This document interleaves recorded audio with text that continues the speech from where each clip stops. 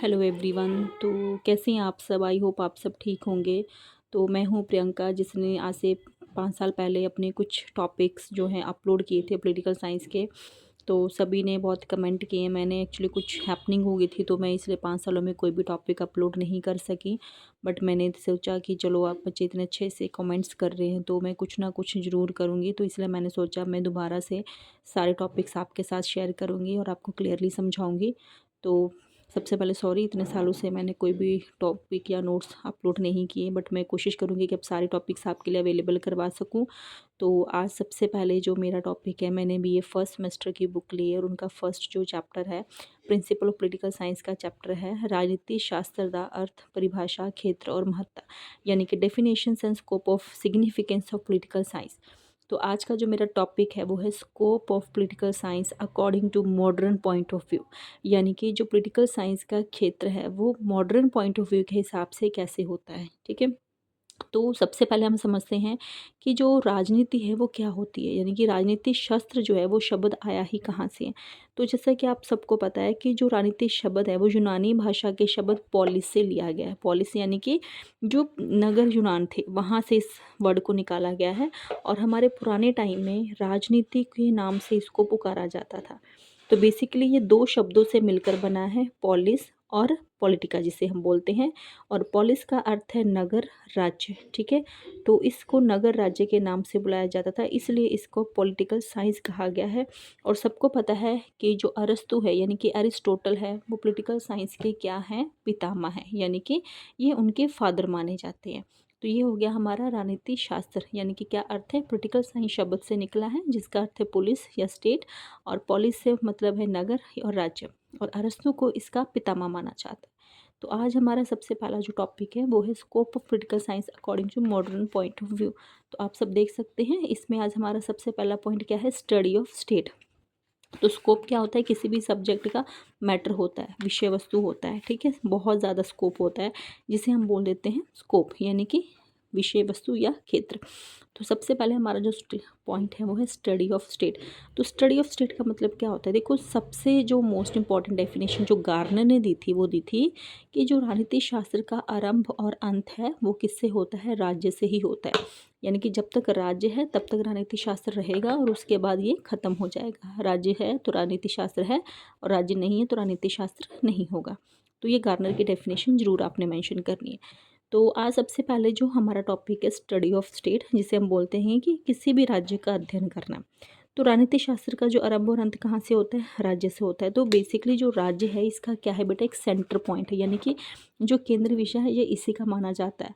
तो राज्य के बारे में कैसे पढ़ेंगे कि जो हिस्ट्री है राज्य की, यानी कि पहले राज्य कैसा था, अब राज्य कैसा चल रहा है, और आगे जाके फ्यूचर में हमारा राज्य कैसे होगा, यानी कि कोई भी स्टेट या कंट्री पहले कैसी थी, अब कैसी है, और आगे जाके कैसी होगी। तो इन सब चीज़ों के बारे में आज हम स्टडी करेंगे। और इसके जो सब पॉइंट में सबसे पहला था कि what the state had been, यानी कि भूतकाल में राज कैसा था। तो पहला पॉइंट क्या है कि भूतकाल में राज कैसा था।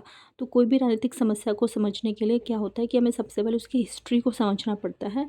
तो हम बोलेंगे कि पहले समय में राज्य किस तरह का था, इसका विकास कैसे हुआ, अलग अलग राज्यों ने इसके कौन कौन से रूप बनाए, और इसका वर्तमान स्वरूप कैसे होंद में आया। तो ये सारी चीज़ें जो है वो किस में आती हैं, पास्ट में आती है। इनकी राज पहले कैसा था, इसका विकास कैसे धीरे धीरे हुआ, और आज इसका स्वरूप ऐसे क्यों है, इन सब के बारे में अगर हम अध्ययन करते हैं तो इसका मतलब है कि what the state had been, यानी कि भूत में राज्य कैसा था।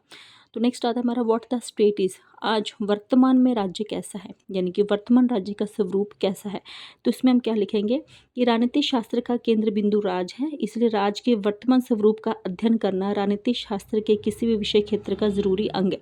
आज के बारे में जब आप पढ़ोगे तभी आपको पता चलेगा कि कोई राज्य कैसे हो सकता है। तो आज का राज्य कैसा है, इसका स्वरूप क्या है, इसके उद्देश्य कौन से हैं, इसके तत्व कौन से हैं, और ये क्या क्या कार्य करेगा अपने नागरिकों के इस संबंध में, किस प्रकार के ये काम करेगा, और इसकी आज की स्थिति कैसी है। तो ये हम किस में पढ़ते हैं, व्हाट द स्टेट इज़। तो नेक्स्ट आता है what the state ought to be, यानी कि भविष्य में राज्य कैसा होगा। पॉइंट है what the state ought to be, और हिंदी में है कि भविष्य में राज कैसा है। ठीक है, यानी कि आने वाले फ्यूचर में हमारा राज्य कैसा होगा। तो इसमें हम क्या लिखेंगे कि देखिए कि राज्य का जन्म मनुष्य जीवन की बहुत ज़्यादा ज़रूरतों के कारण हुआ है। मनुष्य के अच्छे चंगे के लिए ये होंद में आया था। तो राज्य का उद्देश्य मनुष्य जीवन को अच्छा बनाना, खुशहाल बनाना होता है। और आज इसी चीज़ के लिए हम राजनीति शास्त्र के बारे में पढ़ते हैं कि जो राजनीति शास्त्र का आदर्श रूप किस तरह का होगा, ज़्यादा से ज़्यादा वो जन कल्याण का कार्य करेगा। तो जन कल्याण का कार्य करने से मतलब होता है कि एक राज्य को कल्याणकारी राज्य बनाना है, जहाँ पे अमीर गरीब का फ़र्क ख़त्म किया जा सके। तो हमें ऐसा राज्य बनाना है अपने आने वाले फ्यूचर के लिए। तो ये क्या हो जाएगा कि फ्यूचर में राज्य कैसा होगा। तो आई होप आप सबको क्लियर होगा कि स्टडी ऑफ स्टेट में हम क्या पढ़ेंगे कि भूतकाल में राज्य कैसा था, वर्तमान राज्य स्वरूप क्या है और भविष्य में राज्य क्या होगा। तो ये हमारा फर्स्ट पॉइंट था। अब नेक्स्ट चलते हैं सेकंड पॉइंट पे, स्टडी ऑफ गवर्नमेंट। तो स्टडी ऑफ गवर्नमेंट का मतलब है सरकार का अध्ययन करना। पॉइंट है स्टडी ऑफ गवर्नमेंट, जिसमें हम बोलते हैं सरकार का अध्ययन। अब सरकार के अध्ययन में क्या पढ़ते हैं, तो देखिए किसी भी राज्य के लिए 4 मौलिक तत्वों का होना बहुत ज़्यादा ज़रूरी है। अगर इन 4 मौलिक तत्वों में एक तत्व भी नहीं होता है तो उससे हम किसी भी राज्य की कल्पना नहीं कर सकते। तो क्या 4 मौलिक तत्व आते हैं, जनसंख्या, संप्रभुता यानी कि सॉवरेनिटी जिसे बोलते हैं, ज्योग्राफिकल फैक्टर यानी कि भूगोलिक क्षेत्र, और सरकार। ये हमारे 4 अंग हैं जो किसी भी राज्य के लिए होना ज़रूरी है। तो इसमें से सबसे इम्पोर्टेंट क्या है, सरकार। सरकार एक ऐसा संगठन है जो राज्य की इच्छा को कानूनों के द्वारा दर्शाता है और उन्हें लागू करता है। सरकार क्या है, जो राज्य की इच्छा को कानून के द्वारा दर्शाता है और उन्हें लोगों के लिए लागू करता है। इसके अलावा सरकार के अलग अलग रूप है और संचालन को प्रभावित करने वाले अलग अलग तत्वों का अध्ययन किया जाता है। तो सबको पता है कि सरकार के 3 रूप होते हैं, कार्यपालिका, विधानपालिका, न्यायपालिका। कार्यपालिका जो पूरे देश का राज्य प्रबंध चलाते हैं, विधानपालिका जो हमारे देश का कानून बनाते हैं, और न्यायपालिका जो देश को कानून के अनुसार जो है न्याय दिलाते हैं। तो ये सरकार के अंग आ जाते हैं। नेक्स्ट आ गया study of political ideologies. Study of political ideologies का मतलब है कि राजनीतिक विचारधाराओं का अध्ययन करना, कि राजनीतिक विचारधारा कैसी होती है। कि वर्तमान में राजनीति शास्त्र का क्षेत्र सिर्फ राज्य और सरकार के अध्ययन तक सीमित नहीं रह गया है, बल्कि राजनीतिक विचारधारा और इनसे संबंधित समस्याओं, राजनीतिक दलों, दबाव समूह, प्रेशर समूह आदि का अध्ययन भी राजनीति शास्त्र के क्षेत्र में शामिल किया जाता है। आदर्शवाद, व्यक्तिवाद, समाजवाद, साम्यवाद, संघवाद, ये सारी राजनीतिक विचारधाराएं हैं जो आज के वर्तमान समय में राजनीति शास्त्र के विषय वस्तु के महत्वपूर्ण भाग बन चुके हैं। तो कौन कौन से बन चुके हैं, आदर्शवाद, व्यक्तिवाद, समाजवाद, साम्यवाद, ये सारी क्या हैं, राजनीतिक विचारधाराएं हैं जो आज वर्तमान समय के राजनीति शास्त्र के विषय वस्तु के जो बहुत ज़्यादा महत्वपूर्ण अंग बन चुके हैं। और इसे ही हम बोलते हैं विचारधाराओं का अध्ययन, यानी कि study of political ideologies. I hope आप सबको क्लियर हो गया होगा। नेक्स्ट पॉइंट आता है हमारा स्टडी ऑफ पॉलिटिकल सिस्टम। तो पॉइंट का नाम है राजनीतिक प्रणालियों का अध्ययन। इन आधुनिक राजनीतिक विचारधाराओं ने सरकार की पूरी कार्यशीलता को देखते हुए सरकार की बजाय राजनीतिक प्रणाली को ज़्यादा अच्छा माना। यानी कि जो हमारे मॉडर्न पॉइंट ऑफ व्यू हैं, जो आधुनिक विचारधारा हैं, उन्होंने क्या देखा कि कार्यशीलता की बजाय हमें सरकार की राजनीतिक प्रणाली को अच्छे से समझना चाहिए, क्योंकि उनका मानना है कि सरकार राज्य का ज़रूरी अंग है और सरकार की बजाय राजनीतिक ढांचों में शब्दों का प्रयोग किया जाना चाहिए। उनका विचार है कि सरकार का शब्द बहुत सीमित क्षेत्र तक संस्था का नाम है, पर वास्तव में सरकार को एक विशाल क्षेत्र को अपने अधिकार का हिस्सा देना पड़ेगा। तो इसलिए हमें किसी भी पॉलिटिकल सिस्टम को समझने के लिए राजनीतिक प्रणालियों का अध्ययन करना बहुत ज़्यादा ज़रूरी है। तो नेक्स्ट पॉइंट आता है हमारा study of international relations. International relations क्या होते हैं, दूसरे देशों के साथ राष्ट्रीय संबंध। तो पॉइंट है अंतर्राष्ट्रीय संबंधों का अध्ययन। देखिए आपको भी पता है कि आज के डेट में कोई भी देश जो है वो दूसरे देशों के साथ बिना रिश्ता जोड़े नहीं रह सकता, यानी कि फॉरेन पॉलिसी बनी है, विदेश नीति बनी है, तो किसी भी देश को दूसरे देश के साथ संबंध कायम करने के लिए नीतियों का सहारा लेना पड़ता है और इसके लिए हमें अंतर्राष्ट्रीय संबंधों का बनाना उचित है। इसलिए हमारा पॉइंट है स्टडी ऑफ इंटरनेशनल रिलेशन। तो राजनीतिक शास्त्र में का अर्थ सभ्यता के विकास के साथ भी है।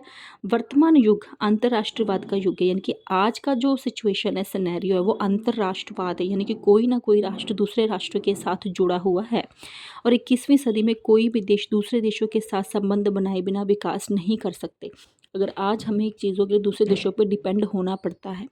अंतर्राष्ट्रीय स्तर पर अलग अलग देशों के आपसी संबंधों का अध्ययन भी राजनीति शास्त्र के क्षेत्र में शामिल है, यानी कि हमें अलग अलग देशों के स्कोप को समझने के लिए भी हमें दूसरे देशों के साथ संबंधों को बनाए रखना बहुत ज़्यादा ज़रूरी है। तो इसलिए हम अंतर्राष्ट्रीय संबंधों का क्या करते हैं, अध्ययन करते हैं। नेक्स्ट आ गया स्टडी ऑफ इंटरनेशनल ऑर्गेनाइजेशन। तो स्टडी ऑफ इंटरनेशनल ऑर्गेनाइजेशंस का मतलब क्या होता है कि अंतर्राष्ट्रीय संगठन का अध्ययन अलग अलग सामाजिक, आर्थिक, सभ्याचारी, राजनीतिक, शांतमय ढंगों के द्वारा सुलझाने के लिए अंतर्राष्ट्रीय स्तर पर कई अंतर्राष्ट्रीय संस्थाएं बनाई गई हैं। देखिए आज के टाइम में बहुत सारी समस्याएं हैं जो ग्लोबल लेवल पे है, जैसे टेररिस्ट है, ओजोन लेयर का डिप्लीशन है, वायुमंडल में है, ग्लेशियर का पिघलना है, इन्वायरमेंट पोल्यूशन है, जो हर कंट्री की सेम समस्या है। और इन समस्याओं को समझने के लिए कुछ अंतर्राष्ट्रीय संगठन बनाए गए हैं, जैसे कि WHO यानी कि world health organisations, United nation educational scientific यानी कि यूनेस्को, और ILO इंटरनेशनल लेबर ऑर्गेनाइजेशन। ये संस्थाएं मनुष्य की उन्नति के लिए बहुत ही ज़्यादा देनवान हैं, और ऐसे अंतर्राष्ट्रीय संस्थाओं का अध्ययन भी राजनीति शास्त्र के विषय क्षेत्र में शामिल किया गया है। नेक्स्ट आ गया स्टडी ऑफ पावर। तो पावर, जिसके पास पावर आ जाती है सत्ता उसी के हाथ में आती है। तो पॉइंट है हमारा स्टडी ऑफ पावर यानी कि शक्ति का अध्ययन। तो शक्ति राजनीति शास्त्र का केंद्र बिंदु माना जाता है। आज ऐसा कोई भी समाज नहीं है जिसमें राजनीतिक शक्ति को प्राप्त करने और कायम रखने के लिए लगातार मेहनत नहीं हो रही, यानी कि हर कोई चाहता है कि हमारे पास सारी शक्तियां हो और हम अपना दबदबा दूसरे देशों पे बना सके। इसीलिए इस पूरे संघर्ष के अध्ययन को हम राजनीतिक शास्त्र के महत्वपूर्ण विषय में मानते हैं और इसे ही हम शक्ति का अध्ययन करना मानते हैं। तो ये हो गया हमारा स्टडी ऑफ पावर। नेक्स्ट आ गया study of non political organisations. ठीक है, तो क्या होता है कि study of non political factors, जात, धर्म, रंग, नस्ल, राजनीतिक तथ्य ही नहीं बल्कि बहुत सारे गैर राजनीतिक तथ्य हैं जो आज राजनीतिक स्तर को किसी न किसी तरह से प्रभावित कर रहे हैं। आज हर देश की बहुनस्ली, बहुधर्मी, बहुभाषा, बहुजाति के स्वरूप है, यानी कि हर देश में अलग अलग धर्म, अलग अलग जाति, अलग अलग रंग नस्ल के लोग पाए जाते हैं। कोई भी देश ऐसा नहीं है जो ये नहीं कह सकता कि उसके देश में ये विभिन्नता पाई नहीं जाती है। तो हमें क्या करना, इन विभिन्नताओं के होते हुए भी ये चीज़ें क्या करती है, बहुत ज़्यादा प्रभावित करती हैं। कई ऐसे गैर राजनीतिक तथ्य हैं जो राजनीतिक प्रणाली के संचालन को प्रभावित करते हैं, और इसलिए कहा जाता है कि राजनीतिक शास्त्र केवल राजनीतिक तथ्यों के साथ संबंधित नहीं है बल्कि गैर तथ्यों के साथ भी संबंधित हैं। तो ये हमारा हो गया study of political non factors. ठीक है, नेक्स्ट आ गया हमारा study of rights and law. Rights and law क्या होते हैं, तो हमारे अधिकार और कानून। तो study of rights and law क्या होते हैं, देखिए अधिकार और कर्तव्य राजनीतिक शास्त्र की महत्वपूर्ण धाराएं हैं। ये दोनों धाराएं हैं, इसलिए राजनीतिक शास्त्र में अधिकारों और कर्तव्यों का अध्ययन किया जाता है। नागरिकों को कौन कौन से अधिकार प्राप्त होने चाहिए, उनके कर्तव्य कौन से होते हैं, और इन दोनों के बीच में क्या संबंध पाया जाता है, इन सब के बारे में पढ़ना भी हमारे लिए बहुत ज़्यादा ज़रूरी है, और इसे ही बोलते हैं study of rights and law, यानी कि कर्तव्य और कानूनों का अध्ययन। Next study of human behaviour, study of conflicts. ठीक है, तो विरोधताओं का अध्ययन क्या होता है कि समाज में कई तरह की सर्वसहमति होती है, उसके साथ कई तरह की विरोधता भी होती है, यानी कि बहुत से लोग किसी न किसी चीज़ पे सहमत होंगे और बहुत सारे लोग जो किसी न किसी चीज़ पे एक दूसरे के साथ झगड़ेंगे। तो इसे हम क्या बोलते हैं, स्टडी ऑफ कॉन्फ्लिक्ट्स। ठीक है, तो कॉन्फ्लिक्ट्स क्या होता है कि राजनीतिक शास्त्र में सर्वसम्मति का अध्ययन करना पर समाज में पाई जाने वाली विरोधताओं का अध्ययन करना भी बहुत ज़्यादा ज़रूरी है। इसे हम गोष्ठ या मास भी कहते हैं, कन्फ्लिक्ट को गोष्ठ या मास। नेक्स्ट पॉइंट आ गया स्टडी ऑफ पॉलिटिकल पार्टीज। तो पॉलिटिकल पार्टीज क्या है कि आज के समय में राजनीतिक प्रणाली का बहुत महत्व बढ़ गया है। कोई भी राजनीतिक दल के लोकतंत्र सफल नहीं हो सकता, यानी कि लोकतंत्र तभी सफल होगा जब वहाँ पे राजनीतिक पार्टियों का महत्व होगा। लोकतंत्र शासन में राजनीतिक दलों का होना बहुत ज़्यादा ज़रूरी है। कोई भी देश डेमोक्रेटिक तभी बन जाएगी जहाँ पे ये पॉलिटिकल पार्टीज़ होंगी।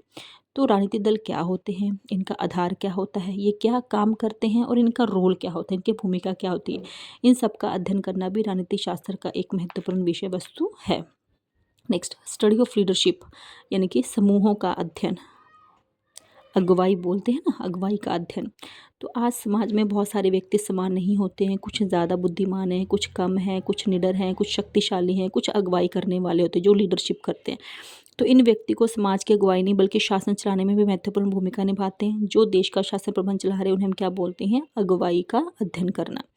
तो हर एक दल में एक ना एक अगुवाई का पद होता है, तो इन सब के बारे में पढ़ना और इन सब के बारे में जानना भी बहुत ज़्यादा ज़रूरी है।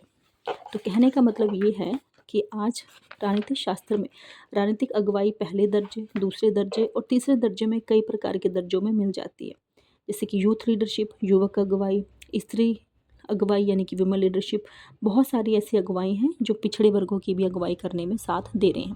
तो ये हो गया हमारा स्टडी ऑफ लीडरशिप यानी कि अगुवाई का अध्ययन। नेक्स्ट आता है स्टडी ऑफ एलाइट्स।